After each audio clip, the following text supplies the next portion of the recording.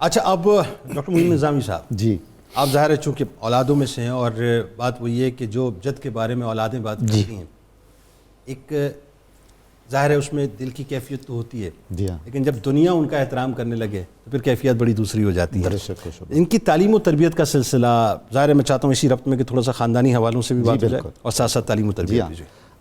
حضرت نے بیان فرمایا جو قبیلے تو یہ پنجاب کے ایک قدیم قبیلے میں سے سپرا قبیلہ ہے، جس کی افرادی تعداد تو بہت زیادہ نہیں ہے، لیکن بہت سارے شعبوں میں اس کے بہت سارے لوگ نمایاں رہے ہیں۔ ایک قبیلہ ہے پنجاب کا پرانا جس کو لالی قوم کہتے ہیں، یہ نواح سرگودا میں، چنیوٹ اور لالیاں میں ان کی کافی کنسنٹریشن ہے، تو اس کی یہ ایک شاخ ہے۔ حضرت خواجہ معظم الدین رحمۃ اللہ علیہ سے پہلے دو اولیاء کرام اس خانوادے میں، اس قبیلے میں پیدا ہوئے ہیں۔ ایک تو بہت معروف بزرگ ہیں حضرت شاہ بہلول قادری دریائی رحمۃ اللہ علیہ، جو پیر و مرشد ہیں شاہ حسین جو مشہور پنجابی شاعر ہیں، اور دوسرے ایک اور بزرگ ہیں ان کا نام ہے حضرت محمد صدیق، وہ پنجابی کے بہت عظیم شاعر ہیں۔ ان کے احوال اور آثار اور شاعری پر PhD ہوا ہے اور وہ چھپا ہے۔ تو تیسرے اس خاندان کے بزرگ حضرت خواجہ معظم الدین رحمۃ اللہ۔ سبحان اللہ۔ آپ نے جس کاشتکاروں اور کسانوں کے خاندان میں جنم لیا، ایک چھوٹے سے غیر معروف سے قصبے میں، جسے اب ان کی نامی کی وجہ سے جانا اور پہچانا جاتا ہے، تو ابتدائی طور پر اپنے والد اور والدہ سے ظاہر ہے، جو ہمارے پرانے گھروں کا نظام تربیت تھا کہ ماں باپ بچوں کے کان میں ڈالتے جاتے تھے اور پڑھانا شروع کر دیتے تھے۔ کیا بات!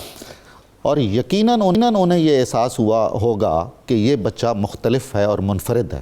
سبحان اللہ۔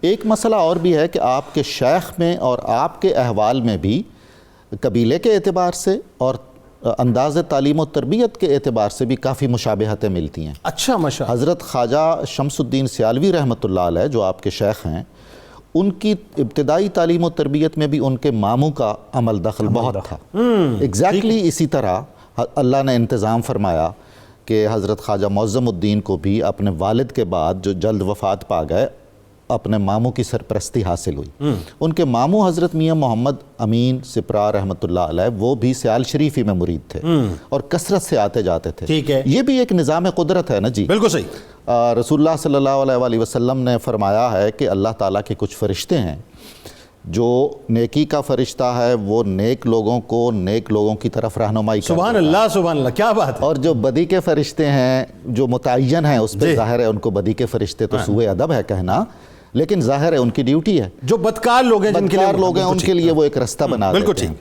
تو اس طرح جناب وہ سیال شریف پہنچے، اور آپ نے جو اپنے انٹرو میں بات کی ہے وہ عجیب بات ہے، یعنی شیخ کبیر حضرت شمس الدین سیالوی رحمۃ اللہ علیہ نے، شمس العارفین نے جب انہیں یہ فرمایا کہ علم حاصل کرو، تو یہ یاد دلاتا ہے ہمیں اس قول سدید کی جو اطلب العلم ہے۔ اللہ اللہ اللہ، اللہ کے رسول صلی اللہ علیہ وسلم، سبحان اللہ۔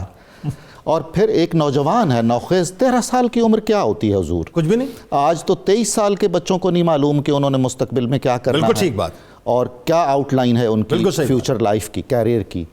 تو وہاں اس ایک جملے نے ان کا مستقبل کاملاً متعین کر دیا۔ اللہ اللہ اللہ۔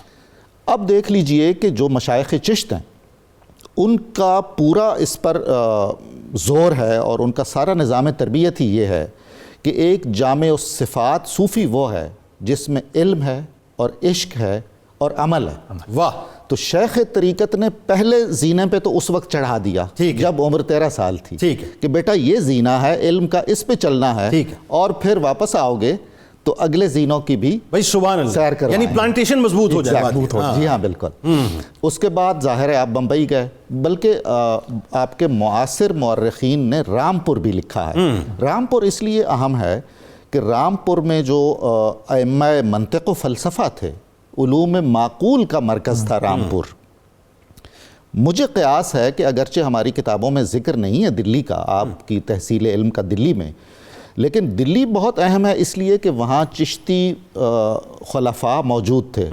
توسہ شریف جو آپ کے سلسلہ طریقت میں آتا ہے، اس کے 2 بڑے خلیفے حضرت حسن عسکری شہید جو 1857 میں شہید ہوئے، مجاہدین آزادی میں شامل تھے، اور حضرت حافظ محمد حیات پنجابی، یہ 2 افراد دہلی میں موجود تھے، ٹھیک ہے، اور وہاں وہ ایکسیپٹ کرتے تھے پنجاب کے علاقوں کے طالب علموں کو، اور چونکہ ایک بہت بڑا ثقافتی مرکز تھا، سیاسی مرکز تھا، دینی اور علمی مرکز تھا، تو قیاس ہے کہ آپ دہلی بھی ضرور گئے ہوں گے۔ اچھا مجھے لگتا ہے کہ گئے ہوں گے، اس کی وجہ یہ کہ جب میں بھی پڑھ رہا تھا جی ہاں، تو مجھے کہیں میں نے میری نگاہ سے گزرا کہ تھوڑا عرصہ آپ دہلی رکے ہیں۔ جی ہاں بالکل ایسا ہی ہے۔ پھر اس لیے بھی کہ دہلی مرکز مشائخ بھی تو ہے، حضرت خواجہ نظام الدین اولیاء کا مرکز ہے، تو ایک آدمی اگر موجودہ انڈیا کے علاقے میں جاتا ہے تو ہم کیسے توقع کر سکتے ہیں کہ اس نے وہاں حاضری اپنے مرکز پہ نہ جائے؟ بالکل ایسا ہی ہے، جی ہاں۔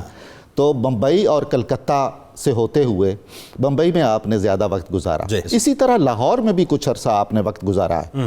لاہور میں آپ کے شیخ طریقت کے ایک خلیفہ تھے حضرت مولانا غلام قادر بھیروی، بہت بڑے عالم، مصنف، شاعر، اور اپنے عہد کے مانے ہوئے علماء میں ان کا شمار ہوتا ہے۔ کہا جاتا ہے کہ آپ نے ان سے علم حاصل کیا، لیکن وہ اس لیے قرین قیاس نہیں ہے کہ عمر میں 5-7 سال کا فرق ہے، تو استاد کے لیے تو 20-25 سال کم از کم بڑا ہو تو ممکن ہے نا، بالکل ٹھیک ہے اس طرح سے، لیکن ان سے محبت کی وجہ سے لاہور بھی آنا جانا اور یہاں کے علماء سے ایک تعلق خاطر، اور جو عصری تحریکیں تھیں مذہبی اور روحانی اور تبلیغی اور فکری، ان سے آگاہی آپ نے حاصل کی۔